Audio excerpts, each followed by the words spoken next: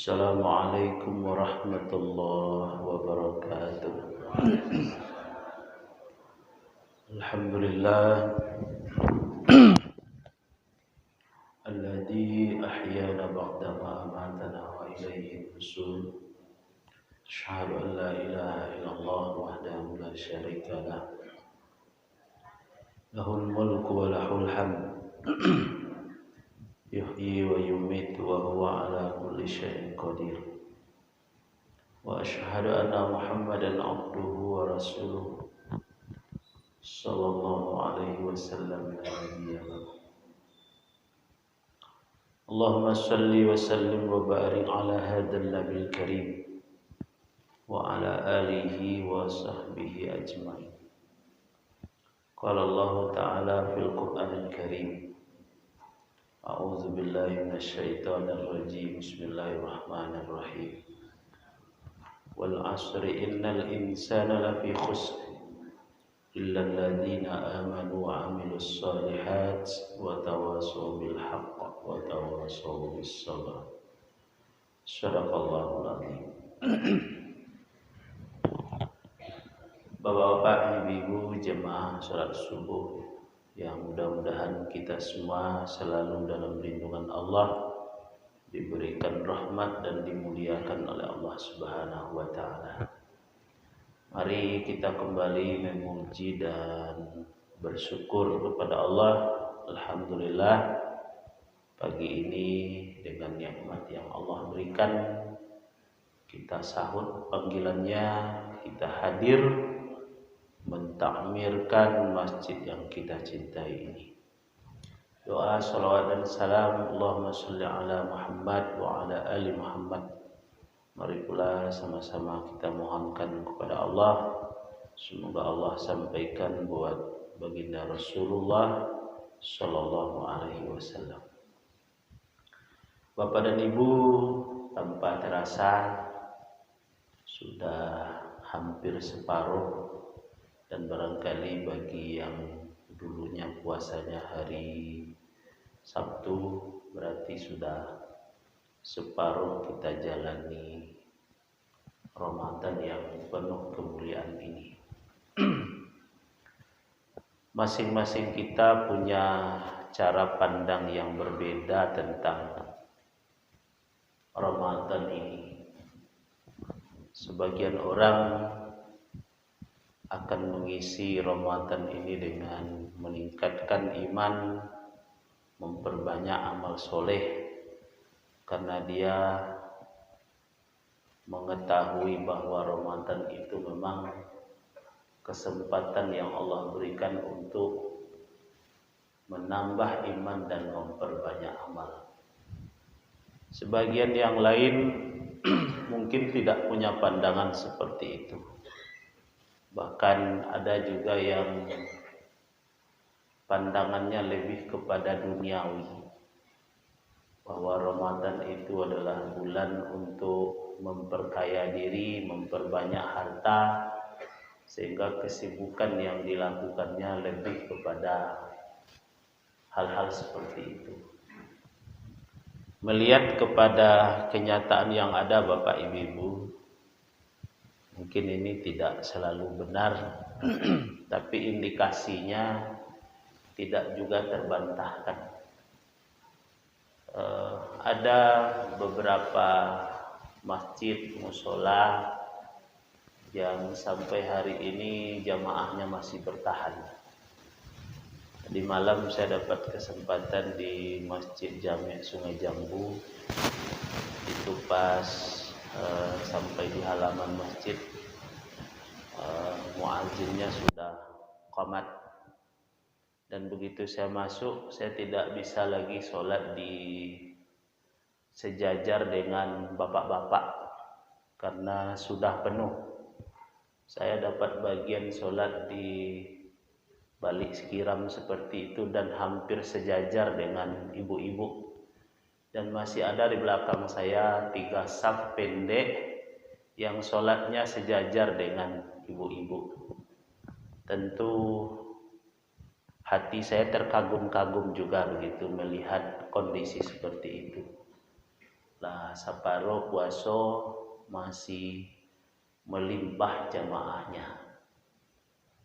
Sementara aja lihat di tempat lain, ayo sadu nanti bojo nale datang lagi. Makasihnya lalangang bapak ibu. Jadi dari situ saya bisa sedikit belajar. Memang ada orang yang lebih konsen kepada beribadah sehingga dia sedikit mampu untuk mengurangi hubbud dunianya. Tapi ada pula yang mungkin lebih hubbud dunianya. Sehingga nantakan harinya bulan puasa ko piti. Yo, piti kebanyak. Walaupun semua kita sebenarnya butuh bapak ibu, butuh kita. Tidak ada kita yang tidak butuh materi. Cuma kalau lebih menonjolkan itu, kita khawatir waktu yang begitu istimewa yang Allah sediakan ini tidak termanfaatkan oleh kita dengan baik. Saya teringat juga dengan cerita yang oleh almarhum Buya Jamaris Aziz diulang-ulang menceritakannya, dan saya juga berulang-ulang menceritakan ke bapak-bapak, ibu-ibu. Dan cerita itu cuma semata-mata untuk iktibar. Inilah orang yang tidak bisa memanfaatkan waktu, peluang, sehingga waktu dan peluang itu tersia-siakan. Ceritanya ada seorang dari Bani Israel yang terkenal ketaatannya kepada Allah. Ya, sebut saja namanya Basus. Dia orang yang taat menjalankan perintah-perintah Allah, rajin mengunjungi rumah ibadah, sehingga satu hari waktu subuh malaikat datang memberitahu kepadanya bahwa Allah memberi kepadanya 3 doa yang mustajab. Jadi dibisian ke telingonya dari malaikat pagi-pagi ketikanya berada di rumah ibadah. Wahai Basus, karena engkau adalah orang yang sangat taat kepada Allah, Allah memberimu 3 doa mustajab. Ya. Asalkan 3 engkau minta kepada Allah, meskipun bukit di belakang rumahmu engkau minta jadi emas, Allah akan kabulkan. Tentu ini sesuatu yang luar biasa. Saking luar biasanya, pulang dari rumah ibadah tu lagalak-galak seorang jo Basus kok. Alan kadang minta gua, alan kadang minta. Begitu sudah agak hampir ke rumahnya, istrinya sudah menunggunya. Menunggu tagak menantian suaminya pulang beribadah. Tapi kali ini memang dia lihat suami itu agak beda. Galak-galak seorang dia di tengah jalan. Sehingga panjang lo pikir istrinya kok tidak berubah lagi kok. Dek galak-galak seorangnya. Begitu sudah dekat dia hampiri dan dia langsung bertanya, ambo dia udah tadi galak-galak sepanjang jalan, nanti jadi dah ada nanti jadi. Cuma tadi malaikat datang memberitahu bahwa sudah diagih di Allah 3 doa mustajab. Asale 3 ajon ka diminta dikabulkan di Allah.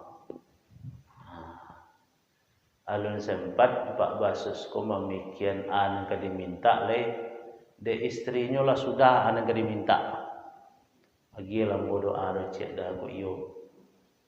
An ka diminta udah doa nambo menjadi orang nampal yang rancak di Bani Israel kok.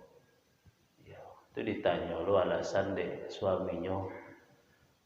Guna minta doa paling rancak. kecek istrinya kalau lambon paling rancak itu ndak ada pengana udah karena lain itu. Iyo lo nak. Ndak ada pengana karena lain biniok paling rancak mah. Untuk membuktikan niyo indaknya bisikan malaikat tu diangkatlah tangan, ayolah angkatlah tangan berdoa lalu berdoa, ya Allah jadilah istri hambaku menjadi orang yang paling rancak di Bani Israel ko. Lalu jadi tangan diusahakan kamu kolai istri ko lah berubah bentuk bidadari turun dari kayangan. Tak tanggung-tanggung karancak ya wana laki je matu laki ko mencalik ya. Itu ya laki je matu dak. Jadi mencalik suami tacangang-cangang tu nya lah ragu iyo le rancak dendak pailah kakacu. Lameren ke kanan ke suwo dari muka belakang kiri yo rancak. Rancak tak tanggung-tanggung.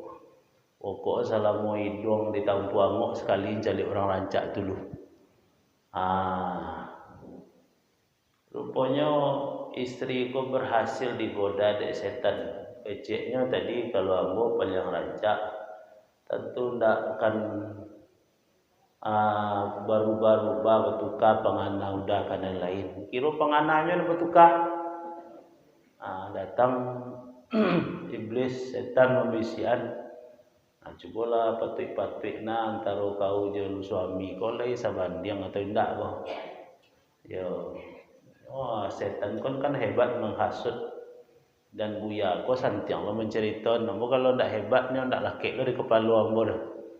Masalahnya tiko menceritakan tu ambo di man sekolah ambo tiko tu. Jadi kecek setan kau ke istrinya, ya.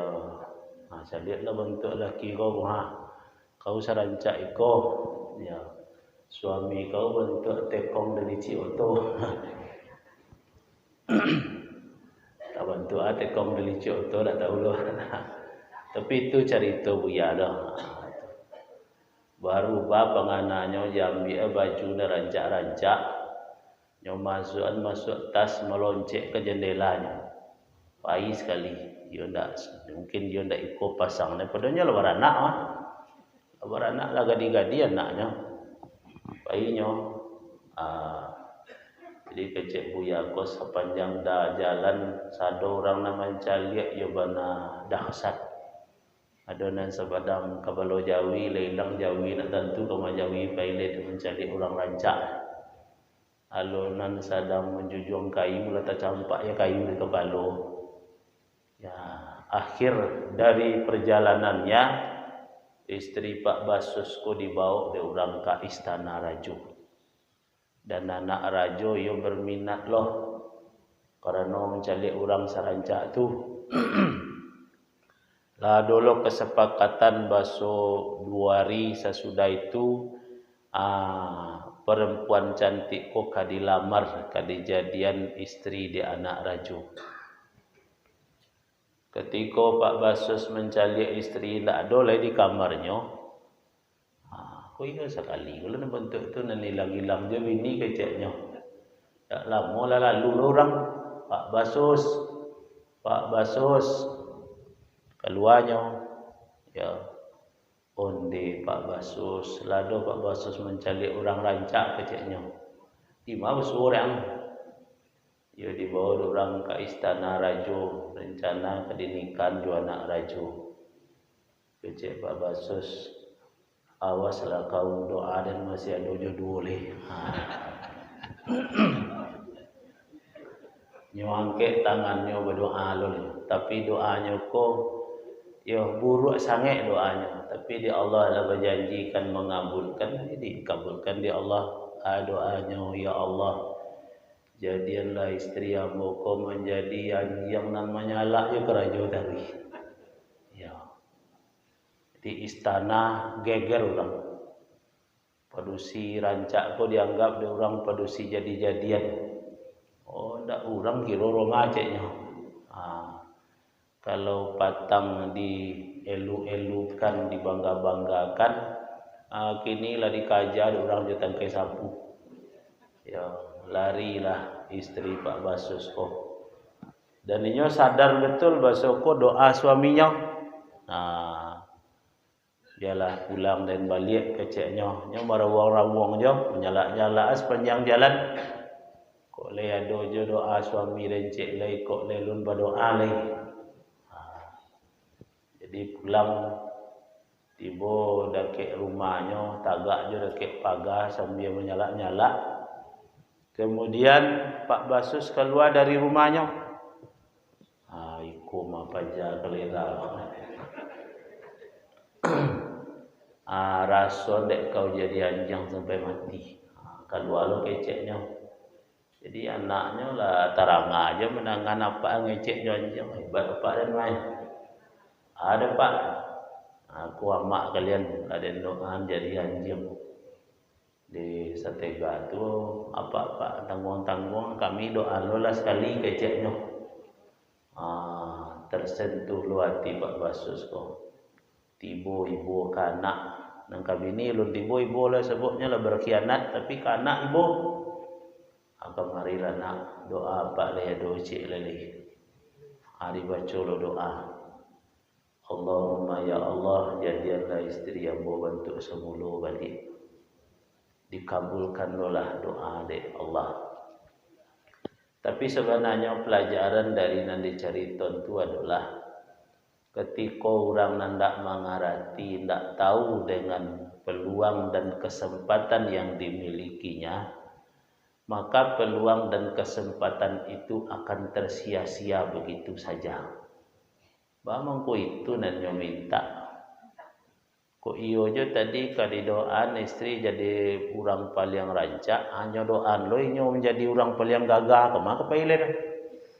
Tapi dek ndak pandai mempergunakan kesempatan, tigo degi de Allah tersia-sia begitu saja.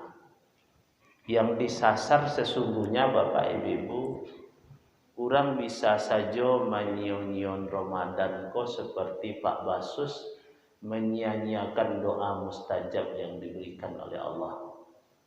Ada orang yang tidak akan mendapat apa-apa selama bulan Ramadan karena dia tidak tahu bahwa ini sesungguhnya adalah peluang yang adanya cuma sekali setahun. Dan tidak ada jaminan bahwa awak kan bahwa Ramadan yang akan datang. Jangan karena awak le Nabi saja menangisi hal itu. Nangi Nabi. Ya.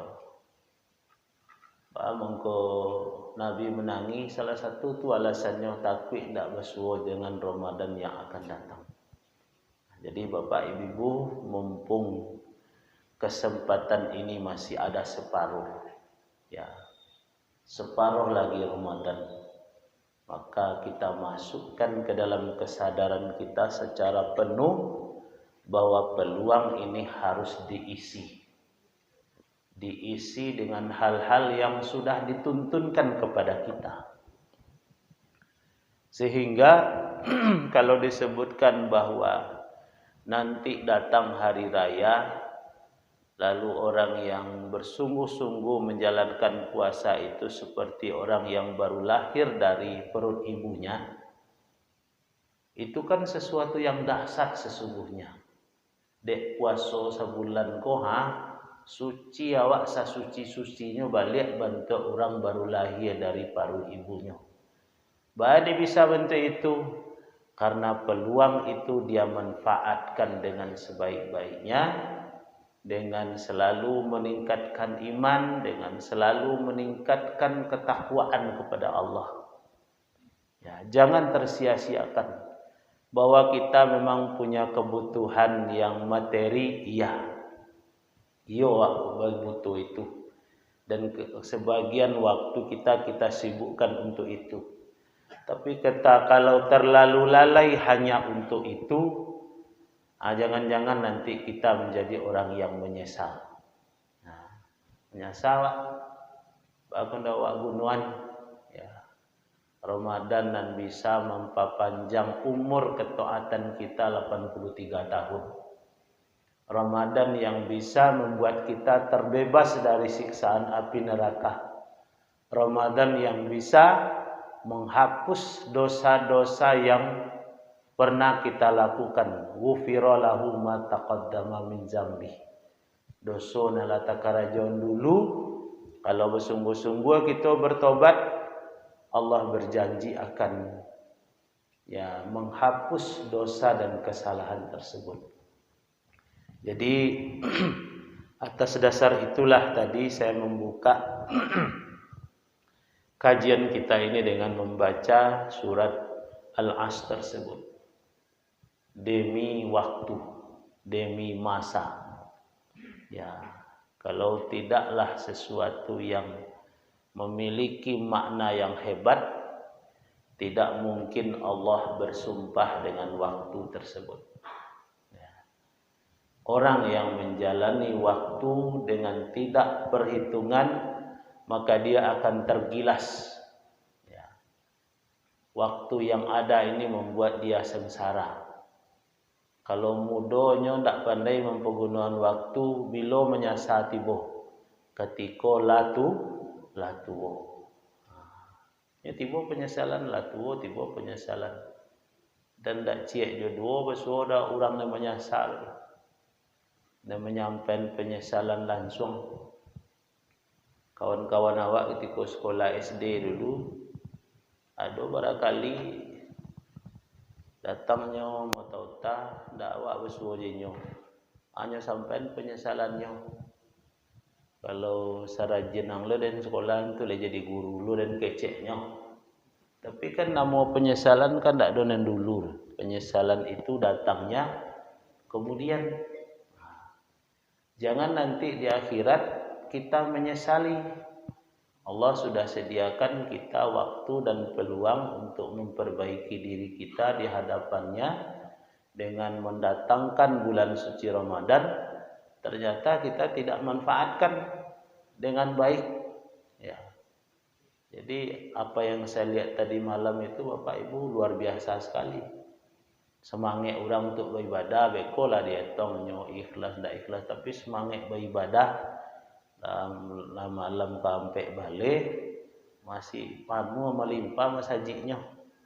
Ada di malam kampe ambo pe ketampe sesuai ke masajid lo, ndak beurang le. Ambo selesai go baru mulai ngaji itu mau tanya dulu. Dari awal masajid lah, dari awal Ramadan lah sebanyak iko aja jemaah kecil ambo. Lagi banyak berdoa Ustaz. Pada malam kelima dulu ndak berurang. Nah, kadang-kadang memang di awal-awal itu banyak penumpang gelap. Ya, penumpang gelap itu kan nyanyi ada tentu turunnya ndak lo jaleh. Orang duduk sekolah tadi ndak tentu nyanyi dari mama tadi. Turunnya ndak lo jaleh. Bulan puasa adalah untuk itu. Ya. Ada yang motivasinya itu belum lurus, bukan mencari ridha Allah. Kalau mencari ridha Allah, tahulah nyawa Ramadan kau makin kau ujung, makin mani, makin banyak diberikan oleh Allah kebaikan-kebaikan. Tapi kalau nyodak tahu itu dah sekedar menumpang-numpang saja. Ada sampai melagak telah kuang baru yo sampai hari. Tidak tiba-tiba boleh. Kan bisa jadi seperti itu Bapak Ibu. Jadi kesempatan pagi hari ini saya menghimbau diri saya dan kita semua, marilah kita gunakan kesempatan ini sebaik-baiknya. Dan tidak salah pula kalau kita anggap ini adalah Ramadan yang terakhir bagi kita. Kalau dia jadi Allah kesempatan cik lai sebulan tahun datang, alhamdulillah. Tapi kalau tidak, awaklah berbuat yang terbaik. Mungkin ini Bapak Ibu untuk pagi hari ini, mudah-mudahan bermanfaat. Lebih dan kurang diperbanyak maaf. Wabillahi taufiq wal hidayah. Assalamualaikum warahmatullahi wabarakatuh.